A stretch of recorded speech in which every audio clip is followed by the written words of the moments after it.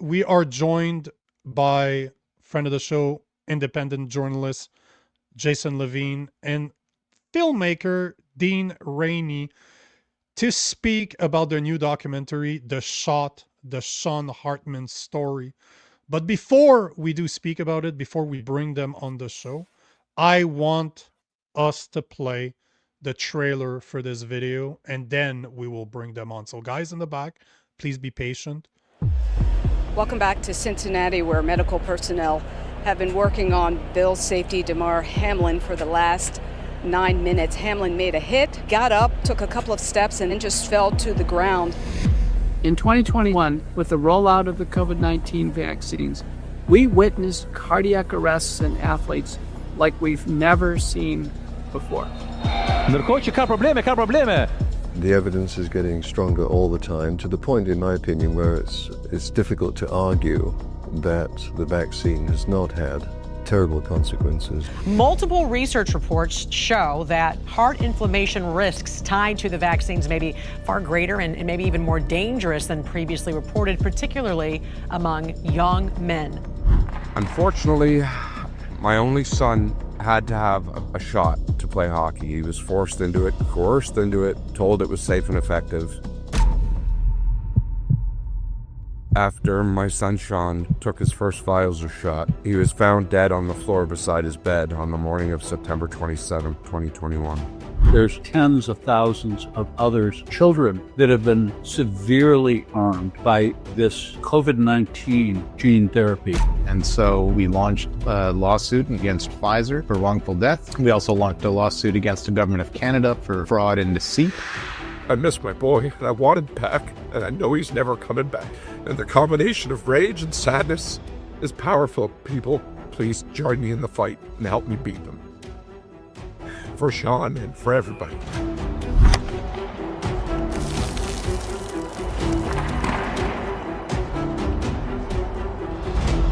Guys, let's welcome to the show Dean Rainey and Jason Lavigne. Guys, thank you for your patience. Thanks for being here. It's a subject that I talk about all the time because I create a lot of content with Vaccine Choice Canada. Sean is somebody I've been trying to get on the show to speak to. So, guys, thank you for what you're doing because God knows this is not an easy topic to cover. Hey, thanks for having us on, Nico and Rob, and twice in a week. I feel very lucky. Yeah. Great to see you again, Jason. That's almost too much. Almost. A little bit. So now we love you. So, Dean, we can't hear you. We don't have your audio. No, I was saying this is a very quiet. I understand why he's behind the camera now. So tell us while we're waiting for Dean to join or to. He's good now. Is he? Yeah. No, still can't hear you. Oh, still can't hear you. He'll get. You're hearing voices. Oh yeah. So let's talk about how'd you get involved with this? Because I didn't even know. I thought we were friends, man. I didn't even know. Yeah. Well, it's been several months. When I went out east to do that tour, and you knew about that tour. I was out there filming for Alberta Self-Determination, and somebody sent me a link to this movie called "Why Can't We Talk About This?" And it was Dean's movie talking about a situation where a vaccine-injured man is realizing after taking the vax that he has been injured by the vax. And the first thing I noticed about this movie was it was on YouTube, which was a shock to me because at the time, YouTube was cutting off anybody talking about the vax. So I listened to it because I was driving down the 401 towards Toronto, listening to it. I was just blown away at the coverage that he did in the movie he put together. So I kind of felt inspired to reach out to him and talk to him. First, how did you stay on YouTube? And he kind of told me, well, it looks like they moved on to the Ukraine and Russia stuff, so they're not going after people anymore. And Dean, we still don't have your audio. But then I reached out to Dan because Global TV was doing some coverage of vax injury and didn't cover Dan and the public stuff. They did on the online stuff, but none of the public stuff. So I reached out and asked, hey, I'm around. Do you mind if I swing by and start filming you? I'm thinking about putting together Sean's story and getting it out there because this is now something we can talk about thanks to Dean's movie. And one thing led to another. Chris Shoemaker, interviewed him. did some more interviews, and Dean reached out and said, "Hey, I got some time. I'd love to help you out." And one thing led to another, and 6 months later, you see the trailer there. Working really hard on it, getting tons of interviews. And I saw, Rob, that you were impressed to see Theo Fleury there. He plays a big role in this movie. I think you'll really enjoy it as well. Yeah. So that's kind of I mean, the whole thing looks really, really professional. No, no, Dean's there because I can hear a different sound going on. So, can you hear me? Hi, Dean. Hi. Yes. All right. Woo. That's embarrassing. I'm happy to see that as a filmmaker, you understand microphones, because that is important. It's a tough one. Yeah. When Jason said he wanted to have audio on his movie, I was like, I don't know if I'm your guy. Yeah. But I think now that let's one step at a time here. Yeah.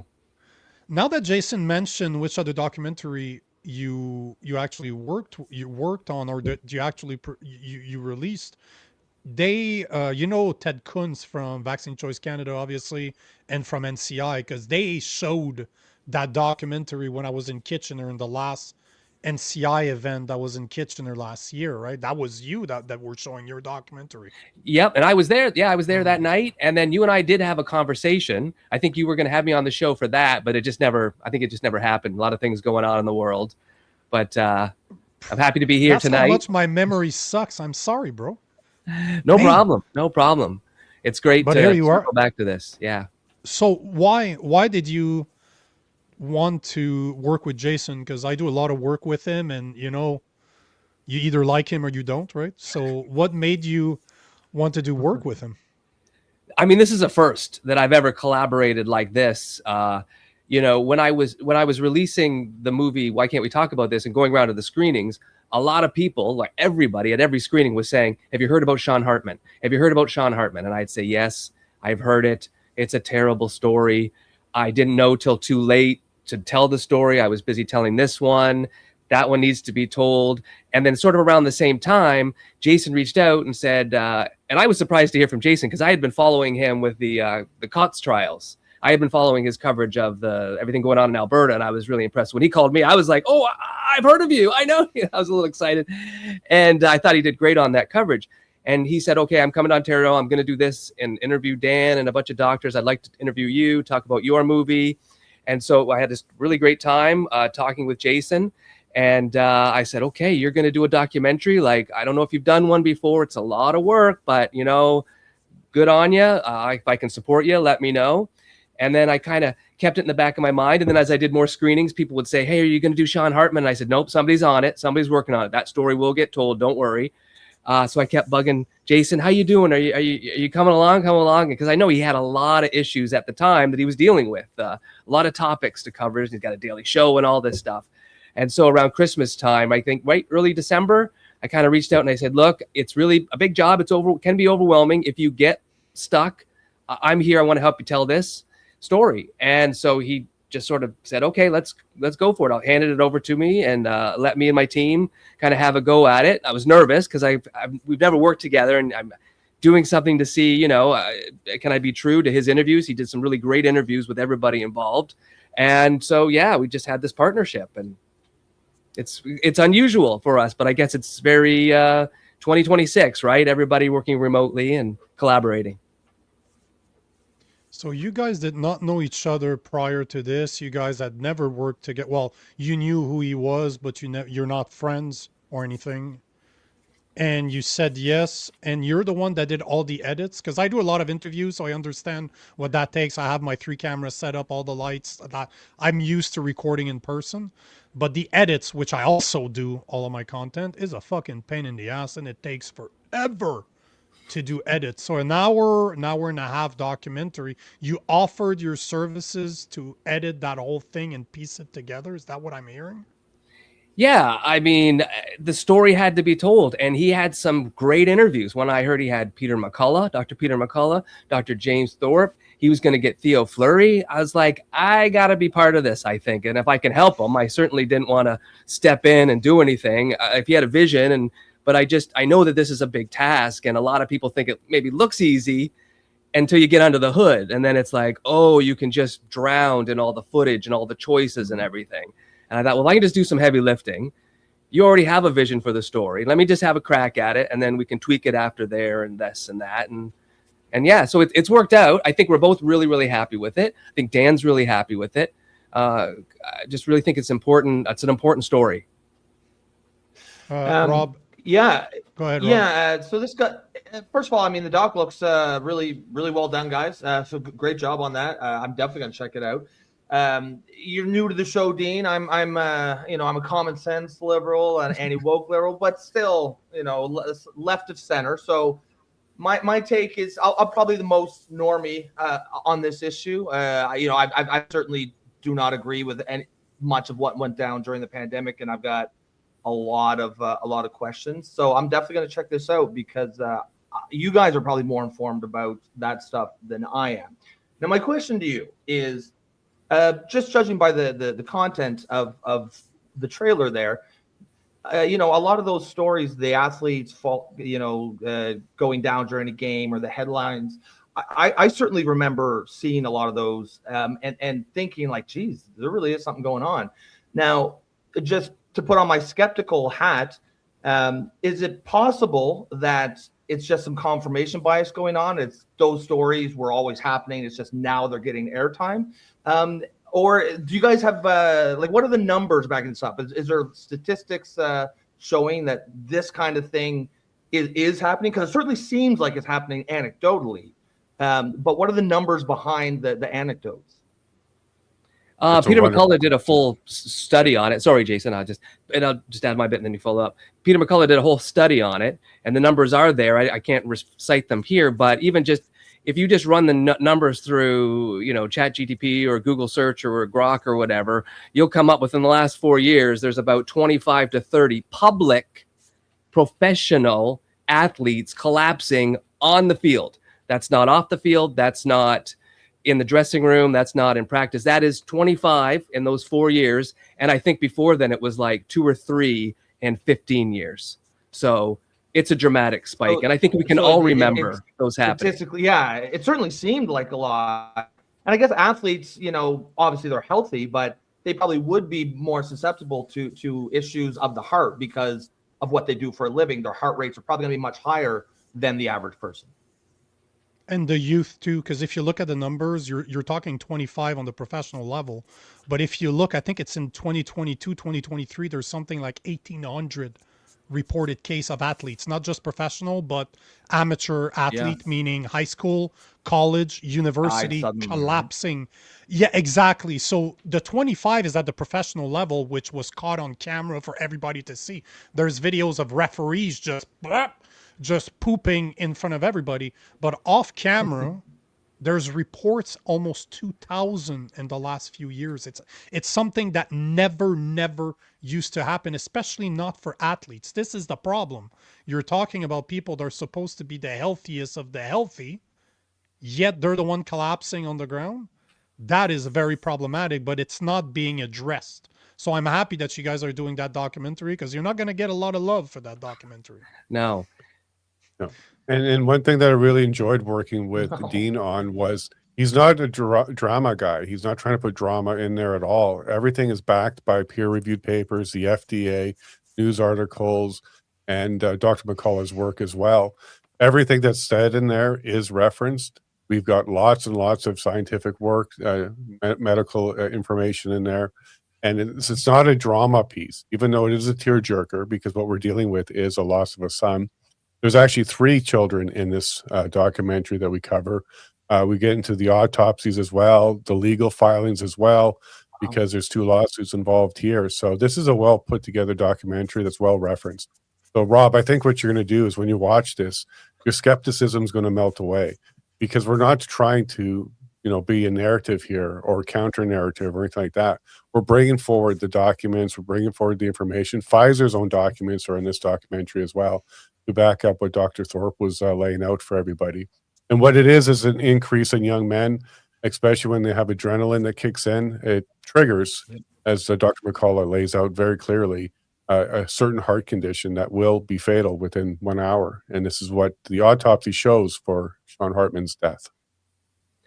Yeah, we even had some stuff come up that I just kind of pushed back, and I don't think it's time for us to put this in yet because we just don't have the conclusive confirmation of this. So let's just hang on, because I don't want people to be poking holes in it. I want it to be airtight. I'm not, one thing that I kind of felt I could be safe with Jason was, I remember when we were doing my interview and we were talking about another topic that's controversial, and I said, I might like to do a story on that, a documentary on that. And he's like, well, are you interested in the story or the truth? And I said, well, the truth. And he says, okay, that's going to be a tricky one. And I was like, that's my guy, I think, because I'm just tired of the BS now. Life is stranger than fiction. I've always believed that. And so if I can stick to the truth, my films will go a lot further. You and I will have to talk really afterwards, because I have... All I was going to say is you and I are going to have to talk, because I have a lot of good ideas for documentary, but I need somebody with balls, because there's not a lot of people out there that have the balls to just speak the truth. Because the topics that you're covering right now is something that's very close to my heart, because I lost everything over not taking it. I used to be a sales engineer making a killing. Now I don't get to do that because I chose my health over an experimental drug. So I do a lot of content on this. I had the pleasure to interview Aaron Siri. I don't know if you know who that guy is, but probably the leading expert lawyer in the US that is part of RFK Jr.'s team at the CDC that came up with the new guidelines for children vaccination. So I had the chance to speak with him a couple of weeks ago. And he said something I want to ask you guys, because as a lawyer, he kind of mentioned it. He didn't say that was actually the case, but he kind of made us read between the lines, because you guys know that since 1984, there's a protection in the US, and we have the same in Canada, that Pfizer's, for example, cannot be liable for their products' problems, as vaccine being the only industry in the world that is protected, that cannot be held accountable. They have immunity for their products. But what they did in the US is that they remove, I don't know if you're following the story, but they remove certain vaccines from the routine vaccine, because the amendment only protects the routine vaccine. So instead of fighting big pharma on the bill itself, they removed some of the vaccines from the routine, meaning that they no longer will be protected by the act that gives them immunity.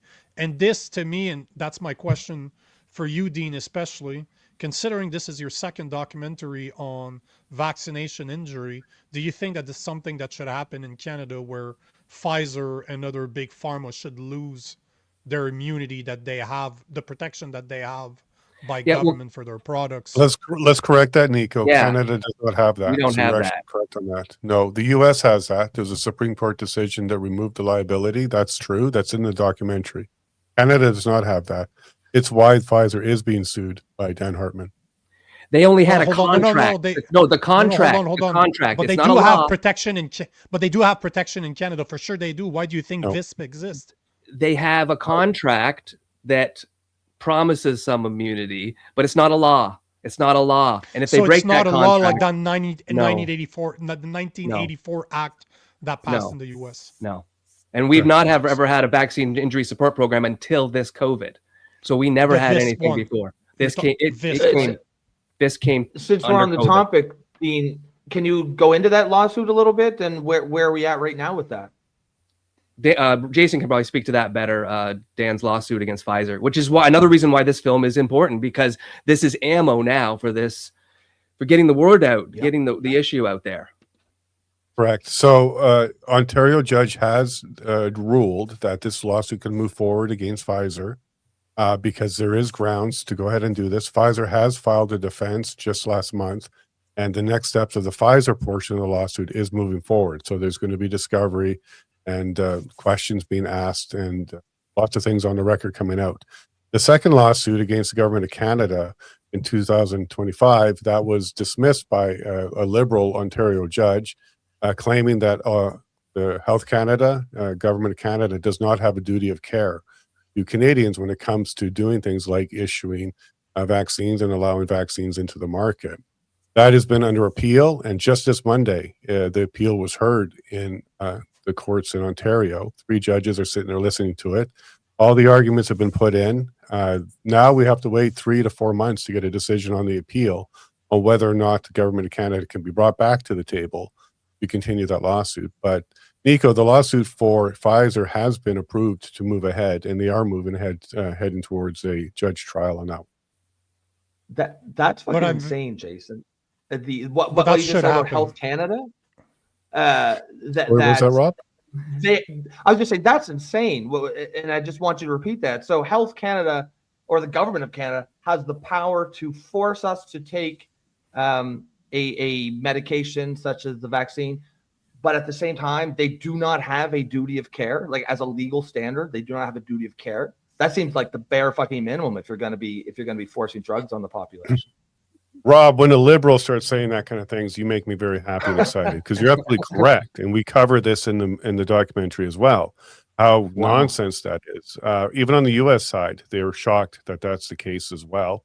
But there's an appeal. It's been argued just this Monday on the 26th. So we'll see more movement on that. And we are planning to have a second part to this movie, which is the legal side, how it goes through the courts and what comes out of it. So 2027 or so, we should have some more of those answers and bring them forward to you.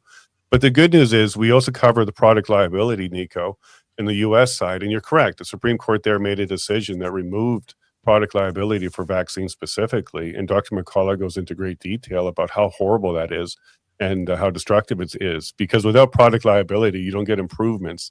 Like in the automobile industry, there's product liability. They do recalls and fix things and get better and better. But with vaccines in the U.S., there is none of that. Dr. Thorpe goes into that as well in great detail on how important it is. And he actually provides to us, you're going to have to see the documentary on this, but he provides to us exactly what information was being given to the pharmacies and nurses and doctors out there when it came to the COVID side of things, the vaccine side of things. So I think you'll be quite surprised, Nico, at how well researched this is and how in-depth we've gone with it. But in Canada, Pfizer can be sued. They are being sued. And you're going to see this continue in the courts. But I don't want to make this show about an argument between you and I when it comes to this. But this is, I'm looking at the petitions right now that are in front of the government to remove the immunity that exists for that. And we're talking about COVID in this case. Obviously, that's what we're talking about. But they have immunity for COVID. There's a reason why VISP is funded by government money and not by big pharma. The only immunity I've seen is in the purchase agreement. It's in a contract to buy product. That's where, and I showed that in my last documentary.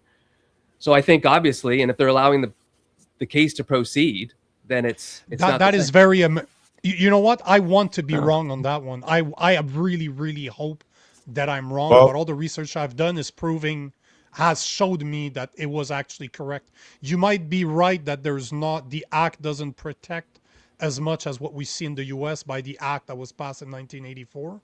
But I know that through COVID, they could not be sued. So I'm very surprised to hear that they're able to get sued, that Pfizer is getting sued over a COVID shot. Because that is amazing fucking news, if you ask me. Because they should... The fact that the judge let it go forward probably suggests... Well, that's a great thing, because Ted Kuntz, one of the things he said that always stick to me is, if they could be sued, if Big Pharma was able to be sued for their vaccines, they'd go out of business. They would never be able to survive, and that's why they have immunities, because they can't survive without it. So I'm happy to hear. I'd love to be proved wrong on that one, because they need to be sued out of existence. Well, Nico, I think you would probably enjoy reading the Pfizer's defense on this lawsuit, because they're pointing all fingers at the government of Canada. They're saying the government of Canada knew that this wasn't safe and effective. There was going to be damage from it, and they didn't provide that information. But the defense from Pfizer is to point all fingers at the government of Canada. And quite frankly, Pfizer has a bit of a defense there, because they did provide that in their documentation, and Canada ignored it. But we now have double fingers pointing. Canada is saying no duty of care. Pfizer is saying it's all their fault. So I think you'll really enjoy the defense if you want to take a look at how we get this. So Pfizer's basically saying, don't blame us. We told Canada it was dangerous, and they said, yeah, don't worry about it. We don't have a duty of care anyways. That's correct. That's where we kind of stand right now. And this is beautiful, because that means in discovery, they're going to have to show that paperwork. They will have to say and prove exactly what you're saying now, that we provided that information to the government of Canada, we cannot be held liable. They took the responsibility of coercing people into taking it, so we can't be.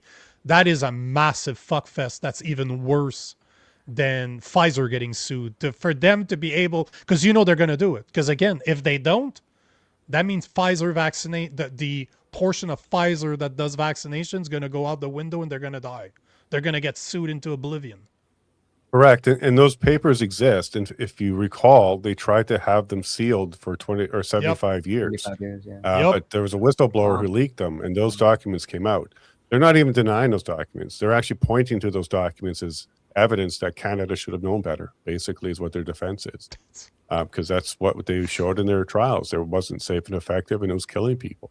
Detective Helen Gruss also makes an appearance in this documentary, where she says those Pfizer documents and Sean Hartman's story is what really triggered her to look into the baby deaths in Ottawa, which led to her entire tribunal situation, where she got shut down on doing an investigation into this. So I think you'll be very pleased with the research and work and testimonies and interviews in this particular documentary, because none of this is narrative or speculation. It's all there, and we provide it to you. Well, you're talking to the leading experts. I know every single name that you mentioned. They are who's been very, very vocal about this from the get-go. This is nothing new. None of the names that you provided, like McKella's been saying it from the get-go. So and one more thing, very important that I think Rob will really respect. All of these doctors still have their licenses, or they've retired with their licenses. None of these doctors that we have in this movie have been had their licenses removed. They've all still acting, practicing, or recently retired. We were very careful on who we interviewed and put into this movie, because we didn't want, like Dean said, a bunch of holes being poked into it. So this is a documentary. It's a really good one. Dan calls it the most amazing documentary he's ever seen, and it's not because he's in it. It's because of the work that got put into it to actually make this true documentary. I don't know if that was if that was props giving to Dean, or you're propping yourself on that one, Jason. I'm not sure. Team effort. No, it's just either way. We're not categorized as entertainment. Himself on the back there. It's very good. You're not biased at all. To be fair, I would say certainly of anyone here, I'm and people like me are probably the audience for that documentary, right? People who are persuadable. I would not consider myself anti-vax, but I would consider myself vaccine skeptical. I'm certainly open. I just want to get it right. I just want to know where the facts are, and it's really hard to get clear, concise, accurate information. And there are a lot of the content on this issue on the left and the right. I've got a pretty good nose for bullshit and propaganda, and it's that goes off when I watch a lot of it. So I'm definitely looking forward to seeing something where it's where you went in with that mindset, where you didn't want to make a propaganda piece, where you just want to get to the truth of it. Yeah, and I think we let the story play out. Like, we have a bit of time, and so you'll see as you watch the film, the messaging kind of changes. Like, now I know to judge any situation by the reaction to that situation. So when athletes started to go down, you look at the reaction around of everybody trying to cover that, to push you away from that, to normalize that, to minimize that. That to me is like a smoking gun. So I think because we're doing this, 4 years after the fact, we're able to look back and pull out all the milestones here, and you'll see the messaging change. You'll see things change, new information. Okay, well, we'll admit that now, but okay, we'll let that go. And it's quite eye-opening. Yeah.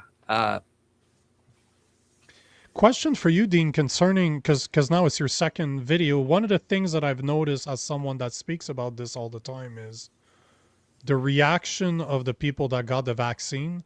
They don't want to believe this is true, and they want those stories to go away. They want us, how many times have I been told to move on? To literally, this is in the past, just move on. Is that what you're getting? Is that the reaction of a lot of people to your documentary? At first, yes, even family members. Full transparency, I have 2 of these shots. I was skeptical, but I couldn't handle the social pressure of my family. And we dragged our feet. We got a lot of heat for dragging our feet. My kids only got 1 shot. So I'm like, you know, I'm not anti-vax. I mean, I'm highly skeptical now. I'm highly skeptical of it all now.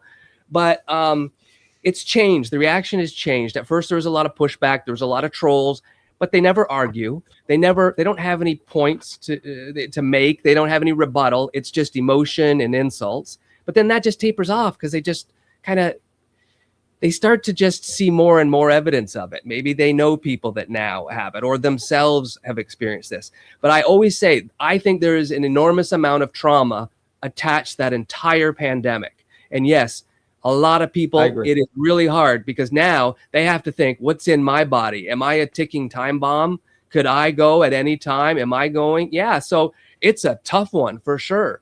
But that's no reason to leave these people behind. People like Michael Ocean, my first movie, and Dan and Sean. It's no reason that we shouldn't be talking about this. We have to deal with it. So I guess we've all kind of collectively been going through the 5 stages of grief, you know, and I don't know what stage we're at now, but hopefully it's like dialogue and acceptance and like, let's try to fix this. Let's never let this happen again. But, you know, on a government level, we're not having those conversations. But yeah, it has changed because I got a lot of hate at first and then it tapers off. And then I don't get any public love. Like people on Facebook don't say, hey, congratulations, well done. No, but privately, great job. Your film. Great job. It was really congratulations, Dean. Well fucking done. I'll give you some props right here. Good job. So yeah. I mean, Dean, I feel like I'm very similar to the way you describe yourself, you know, not necessarily anti-vax, but vaccine skeptical. I myself had 2 shots. I never got any boosters. But, you know, one thing that we try to do on this show is even when we don't necessarily agree on everything, we try to find a common ground. And on this issue, you know, the common ground that me and Nico have found, and I just want to take this quick question because it's related to this. PC Place says, I took the vaccine and I'm fine. Took 5 shots in total. And my position on all this is, at the end of the day, you can't have the government forcing a drug into people's bodies as a prerequisite to participate in society. It doesn't matter like that, and that's the common ground that I, you know, certainly me and Nico can agree on, and that's where I think we need to get to a place is even setting aside whether it was necessary, whether it was effective, whether it was safe. Even if it was 100% safe, you know, it's just a really, really dangerous place to be when you've set a precedent that the government can demand that its citizens do something as personal as put a drug into their body against their will in order to participate in society. And I think no matter what your feelings on vaccines or the pandemic, I feel like any right-thinking person should agree with that. Well, didn't we go through that in the Nuremberg trials? Didn't we all decide as a globe that we weren't going to do mandated medical procedures, but we've forgotten that? And exactly, right. Here we are. And there was a time when 4 out of 5 doctors recommended Camel cigarettes, and time moved on, and then we all started to understand cigarettes were bad. We started to learn how the industry covered up that information, and not everybody who smoked ends up with cancer and dies from it. Just because a product is bad doesn't mean it kills everybody. So I'm glad there's a lot of people who were not affected by this particular product, but this whole story isn't an anti-vax story at all. One of the doctors took 2 of the vaxes as well, and all 3 of the main people in this movie took the vax for one reason or another, to play hockey, to travel, and because of peer pressure. So these are all about people who got harmed from it. Not everybody's going to get harmed. Not everybody's going to be injured, and that's great. I'm glad to hear that. Mm-hmm. But what we're focusing on is, why did these 3 people die? What does the autopsy say? What does the science say about it? And why is this not front page news at this stage? Because these were 17-year-old healthy people and they're gone. We have 2 American kids, right? Jason is alluding to the 2 girls from the U.S., Aubryn and Trista, 17-year-old. Again, one had to get vaccinated to go on a trip because the other state needed a mandate for the vaccine, and they were going to visit Niagara Falls, so they needed one to come into Canada. She got sick on the trip and came home. And boom, they had to take her emergency, and she did cardiac arrest again, and they lost her as well. And so that's just 3 in the movie that we know of, just from people we know. And there's a montage of several hundred people too. And we could have made this whole movie a montage of the people that are injured. Dean reached out to a group and received a bunch of testimonials and pictures, and that's in there as well. But again, this isn't an anti-vax movie. This is about what happened to these 3 people, and let's talk about it. The thing I hope that these type of documentaries will show is love or hate Ron DeSantis. I remember when I was stuck in the woods by myself because I refused that vaccine and I was ostracized by society. I was looking at what he was doing in Florida. You want the vaccine? Awesome, it's available. You don't want it? No problem. Nobody can force you. You want your kids to stay home because you're scared of the unvaccinated? No problem. The school is available online. You want to send your kids to school because you believe that they should be around other children? No problem. Nobody can force you to get vaccinated in order to send your kids at school. This is how it should be. Yeah, that was the This right. is how it that was the should right have thing. been. That was the right way to do it. Exactly. This is how it should be. But good for you guys for doing the work, because I can only imagine how much hate you're gonna get for it. And to finish, this is the perfect segue. Yeah. Diane is asking, how do we see this documentary? I know, Jason, you have the answer, so please answer Diane. Yeah, Diane, go to supportsean.ca. You'll see the 6 screenings in Ontario that we're doing right in a week or so. I'll be doing a bunch across Alberta shortly after that. Dean's going to go all over Ontario as well, maybe make his way up to Montreal so that Nico can see it. But for a few weeks, we'll be doing screenings, because this is to help fundraise for the legal portion of Dan's fight. And we want to make sure that we can go ahead and support him on that. We're not profiting from this, not a single penny. Everything that, all the expenses are going to be covered, and then everything else is going straight to Dan's legal. We will be doing a pay-per-view at some point, so you can see it digitally that way. And then eventually we'll release it completely for free for the entire public, because this needs to be part of the public record. And I do want to make something very, very clear.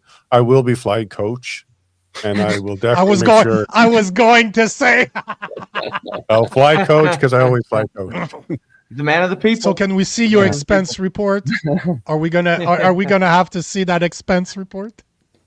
Yeah, no, we're being very good on this. Dean and I have covered everything up to this point. There's lots of costs to getting this thing done. I was traveling all over the country collecting his interviews, and this is part of our contribution to help Dan get to where he needs to get to with these lawsuits. He just got hit with another potential $46,000 of court costs if he doesn't win this appeal. So this is expensive. We're trying to help him out on this one because it's very important for Canadians, and as Dr. McCullough says, all of the world, that this lawsuit goes forward, because the U.S., they don't have this opportunity, but we need to break open that door. Dan's the one that's standing strong for that and fighting for that right now. Well, I mean, it does seem like, there does need to be some sort of a, if you want to call it this, a truth and reconciliation here, right? And it doesn't need to be animosity. I know it was an emotional time, and I know a lot of people still feel emotionally about it, but I feel like there would be a lot of value in just some group or something just approaching the issue the way that seems like you guys are doing, just kind of like not not looking to destroy people's lives or careers, but just saying, okay, here's what happened, here's what we did, and why did this happen? And how do we make sure this doesn't happen again? Yeah, it's the greatest thing our entire globe has been through in 100 years, and we don't want to have a debrief on it. Like, what did we get right? What did we get wrong? Yeah, exactly. NCI is the best thing that's happened, but that's still that's the citizens, and the government's not even acknowledging that or looking at that. Like, it's a big disappointment in both major parties right now, conservatives and liberals, that no one wants to address this. My first movie, I hurried up to get it ready for April because I thought naively, well, this could be an election issue, how it was all handled, and no, it wasn't. And if you want to look at all our problems, housing and, the economy and everything, you just look at those 4 years. We dumped unbelievable amounts of money in the most inefficient way. We distorted the economy. We distorted housing. A lot of our problems that we're suffering from today, mental health for the kids, even health and hospitals, it kind of ties back to those 4 years, those 3-4 years. And we won't fix these until we can look at that. Yeah, unfortunately, I don't think that part's gonna happen. It's too much of a accountability to require from the government, which this is not a political problem. As you said, this is something that both sides were pushing. It wasn't a left versus right issue. This was pushed by both people. Polyev said himself that they weren't going out fast enough. We need more. So it's not a left versus right thing. You can't blame either party. Well, You even have to blame Donald both Trump of them. was 100%. pushing the vax at the time, right? Operation Warp Speed was his program. Yeah, Let's be right. clear, guys, And that was that's signed in what, 2019. Operation Warp Speed was signed in 2019. Yep. But Wow. that's just a And that's why coincidence, I Jason. think- Stop it. Stop it And that's with why the I think there's- conspiracy theories. That's why I think there's actually space for this to be a depoliticized conversation, right? Because it was everybody. And I would think, even if I was, let's say, fully supportive of everything that the government did, I would still want something like this, because at the end of the day, you know, they use up all their powder. If there's another, let's say, an actual pandemic that happens, let's say some new virus comes out that has a spread like COVID, but has a 60% mortality rate, and is the kind of thing that actually might require some sort of extreme measures, there's no way they're ever going to be able to get that done now, because no one has any trust in the government. No one has any trust in the system. And, you know, something like this could go a long way towards rebuilding some amount of trust. And so I think our movie and movies like ours, it's just important. I know the vaccine injured, they get impatient and they get heartbroken because they feel so left behind and just suffering in silence. They're stigmatized. They're, you know, trolled. Everyone says, you don't have a problem. It's in your mind. It's not real, blah, blah, blah. And they just, is this ever going to change? And honestly, the best I can say is just time has to pass, but we're going to leave all this evidence. These films are like portraits of what has happened. And someday in the future, some next generation investigative reporter or some kids, you know, journalists, they are going to uncover this like they do so many other issues from the past. And I mean, that's our only hope, is that we're leaving these records for people and these stories, so it's not forgotten. And these people aren't ultimately forgotten forever. Support Sean.ca. Yeah. SUPPORTSEAN.ca is where you can go you want to type to that see the screening date. there, Nico? See the screening date, or And I'll let people know the Sean. first six. So February 8th will be in Barrie. February 9th will be in Ottawa. February 10th is Peterborough. February 11th is Whitby. February 12th is Hamilton. And February 13th will be Oakville. So if you're in those areas or you want to make your way to one of those areas, there's room, there's tickets, we can get you there. Dan Hartman will be at all of them except for Ottawa. Ottawa will have Detective Helen Gruce there as well. I'll be at all of them, and Dean will make his way to all but the Ottawa one. And Dr. Chris Shoemaker will join us from Ottawa and after that. So you'll be able to do some meet and greets with people in the movie. Shauna Carroll is actually coming up from the U.S. to be in Barrie on the 8th. So it's going to be a good time to come and meet these people, hear their stories directly, ask all the questions you want. And I think you're going to be quite pleasantly surprised with the actual effort put into this. Not a propaganda piece. It's not an anti-vax piece. It's not a string them up because we're mad piece. This is just the information, the autopsies, the science, the research, the peer reviews, and put together in a way that you can understand it and consume it. And it's 1 hour long, so it's not too long. But I think Dean has done a fantastic job on researching this one, and I'm very pleased and blessed at the interviews that we got and the information we received. And from who? It's a pretty good piece to put together. I'm very proud that we got this out, and I'm so glad how Dan's excited. It's not an emotion he's used to having, is being excited, but he's very excited right now to get this out there so people can understand what happened to us. So guys, thank you for being on the show. Thank you for what you did. For the people listening, if you want to support Sean, go to supportsean.ca. And guys, thank you for being here, and best of luck on the documentary. Jason, obviously we're going to talk soon. Dean, we need to talk. So supportsean.ca. Dean, you and I need to talk too. So guys, good job. Thank you guys. On that note, thanks for your time, guys. We'd love to have you back on, especially once me and Nico both see the documentary. I'd love to have you guys on and have a debrief on it. And Jason, I'd also like some updates on this lawsuit as they come out, if you wouldn't mind jumping on. I know it'll probably move pretty slow, but yeah, maybe we can get Omar on, the lawyer for Dan. He'd probably have a great discussion with you guys. And Nico, then that he would would be explain to you, how does this lawsuit work, where there's all of the statutes and issues out. That part I'm very interested. The law part I'm very, very interested, because I was under the impression that it was not possible. So I'm very happy to be proven wrong. Yeah, this is one of those times I want to be proven wrong, because they deserve to get sued. Yeah. And you'll probably enjoy reading that defense. They just point all fingers to the Appreciate Canadian your time, government. guys. Thank you. Thanks for everything you do and have a platform like this, guys. That would be interesting. Absolutely. Bye, you guys are awesome. Yeah, appreciate Thank your time, guys. We'll see you again soon. Bye.